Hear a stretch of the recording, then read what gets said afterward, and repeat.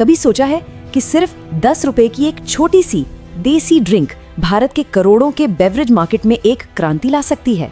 जी हाँ, ये कहानी है एक ऐसे ब्रांड की जिसने बिना किसी बड़े सेलिब्रिटी या टीवी एड के शोर शराबे के चुपचाप एक ऐसी सफलता की कहानी लिख दी जिसकी गूंज आज पूरे देश में सुनाई दे रही है। देखिए, हम सब जानते हैं सालों से भारत का जो सॉफ्ट ड्रिंक बाजार है ना, वो बस दो बड़े नामों के इर्द गिर्द ही घूमता रहा है, कोका कोला और पेप्सी। एक तरह से इनका राज था। न जाने कितने ही ब्रांड्स आए और चले गए, लेकिन कोई भी इनकी इस मोनोपोली को सच में तोड़ नहीं पाया। तो ऐसे में सवाल तो यही उठता है ना कि क्या इन बड़ी बड़ी कंपनियों के सामने कोई टिक भी सकता है? क्या कोई देसी स्वाद इन्हें टक्कर देने का दम रखता है? और बस इसी सवाल का जवाब देने के लिए मैदान में उतरे 3 देसी लड़के, 3 कजिन भाई जिनकी आंखों में एक बड़ा सपना था। उन्होंने सोचा, क्यों ना कुछ ऐसा बेचा जाए जो हमारे बड़े बुजुर्ग हमेशा से पीते आए हैं, एक जाना पहचाना स्वाद। तो चलिए इस कहानी की शुरुआत करते हैं। देखते हैं कि कैसे एक बहुत ही साधारण सी शाम की मुलाकात ने एक ऐसे देसी आइडिया को जन्म दिया जिसने आगे चलकर बाजार का पूरा खेल ही पलट दिया। ये कहानी है 3 भाइयों की और उनकी टीम एकदम परफेक्ट थी। सबसे पहले सौरभ मुंजाल। इनके पास सिंगापुर से MBA की डिग्री थी और मार्केट की जबरदस्त समझ, मतलब ये थे बिजनेस का दिमाग। दूसरे थे सौरभ सनी भुतना, जो जमीनी हकीकत के असली एक्सपर्ट थे। दुकानदार हो या कस्टमर, सबको कैसे मनाना है ये बखूबी जानते थे। और तीसरे थे निखिल डोडा, जो दिल से एक फूडी थे और जिनके एक्सपेरिमेंट से ही इस पूरी कहानी की शुरुआत हुई। और फिर आया वो दिन, साल 2016 की एक शाम। निखिल ने बस ऐसे ही एक एक्सपेरिमेंट में जीरा फ्लेवर वाली एक देसी ड्रिंक बना डाली। जब उन्होंने अपने भाइयों को टेस्ट करने के लिए दी तो सौरभ मुंजाल ने पहला घूंट लिया और उनके मुंह से निकला, वाह भाई, इसे तो मार्केट में होना चाहिए। बस वही वो यूरिका मोमेंट था जहां से सब कुछ शुरू हो गया। अब देखिए, ऐसा भी नहीं था कि भारत में जीरा ड्रिंक पहले थी ही नहीं। बात है 1977 की, जब पार्ले ने रिमझिम लॉन्च की थी और वो जबरदस्त हिट हुई थी। लेकिन 1993 में जब कोका कोला भारत वापस आया तो उसने पार्ले के ब्रांड्स खरीद लिए और रिमझिम को बंद कर दिया। क्यों? क्योंकि वो सिर्फ अपने ग्लोबल प्रोडक्ट्स पर फोकस करना चाहते थे। और बस इसी वजह से नेशनल लेवल पर एक बहुत बड़ा गैप बन गया, जिसे सिर्फ छोटे मोटे लोकल ब्रांड्स ही भर रहे थे। इन भाइयों ने इसी गैप को पकड़ा। उनका विजन बिल्कुल क्रिस्टल क्लियर था। स्वाद होगा एकदम घर का, पूरा देसी, लेकिन उसकी ब्रांडिंग, उसकी पैकिंग होगी इंटरनेशनल लेवल की, दमदार और फ्रेश। और फिर आया नाम। कई लोगों को लगता है कि लाहौरी जीरा का नाम शायद लाहौर शहर से आया होगा, लेकिन ऐसा बिल्कुल नहीं है। इसका असली कनेक्शन है इसके एक बहुत ही खास इंग्रेडिएंट लाहौरी नमक से, जिसे हम सेंधा नमक भी कहते हैं। और यही नाम इस ड्रिंक को एक देसी और ऑथेंटिक पहचान देता है। तो उन्होंने पहले मार्केट को ठीक से समझा। उस वक्त जो लोकल जीरा सोडा बिक रहे थे, उनकी पैकेजिंग वही घिसी पिटी सी, कोई खास पहचान नहीं। लाहौरी जीरा ने ठीक इसका उल्टा किया।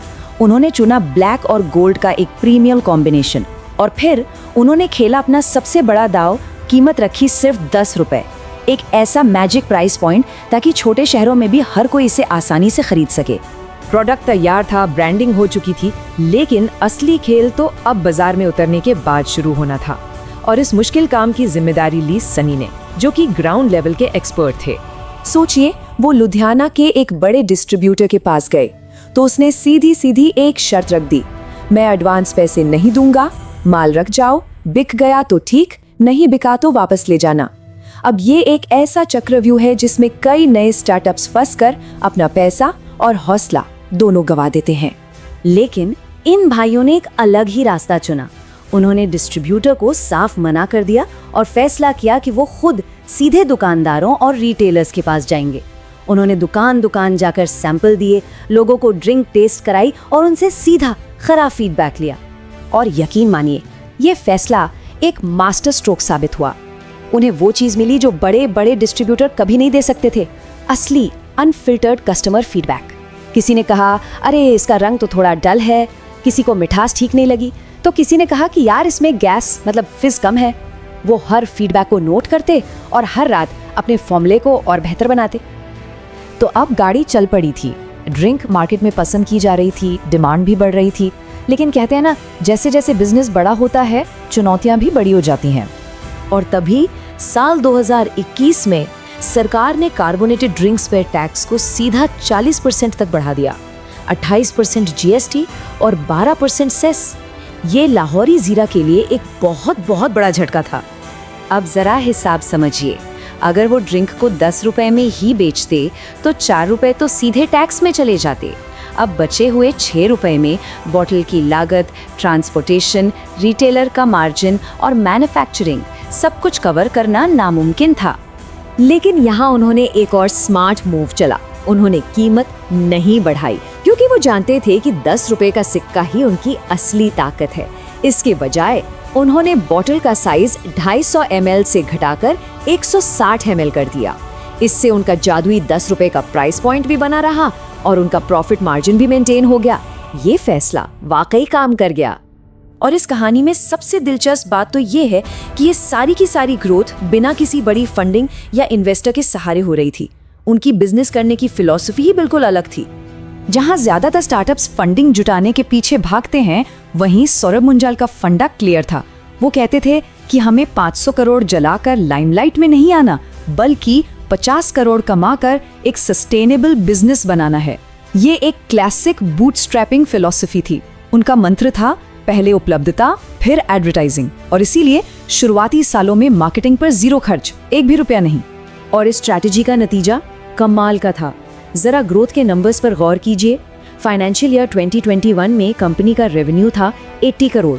सिर्फ 1 साल बाद 2022 में ये 3 गुना से भी ज्यादा बढ़कर 250 करोड़ हो गया और 2024 तक कंपनी 300 करोड़ का आंकड़ा भी पार कर चुकी थी। और ये सब बिना किसी बाहरी फंडिंग के। वाकई हैरान करने वाली ग्रोथ है। तो आज ये कंपनी कहाँ खड़ी है? आज की तारीख में लाहौरी जीरा 18 राज्यों में मौजूद है। 2000 से ज्यादा डिस्ट्रीब्यूटर्स और 5 लाख से ज्यादा दुकानों के जरिए ये लोगों तक पहुंच रहा है। कंपनी आज रोजाना 50 लाख बोतलें बना रही है। और सोचिए, पीक सीजन में फिर भी डिमांड पूरी नहीं हो पाती। 3 भाई, एक देसी आइडिया और 0 मार्केटिंग बजट। लाहौरी जीरा की कहानी ये साबित करती है कि अगर प्रोडक्ट दिल से बना हो और उसकी जड़ें अपनी जमीन से जुड़ी हो तो वो सीधा लोगों के दिल तक पहुंचता है। ये कहानी हमें सोचने पर मजबूर करती है कि भारत के कोने कोने में ऐसे और कितने ही देसी आइडियाज हैं जो बस एक सही मौके का इंतजार कर रहे हैं।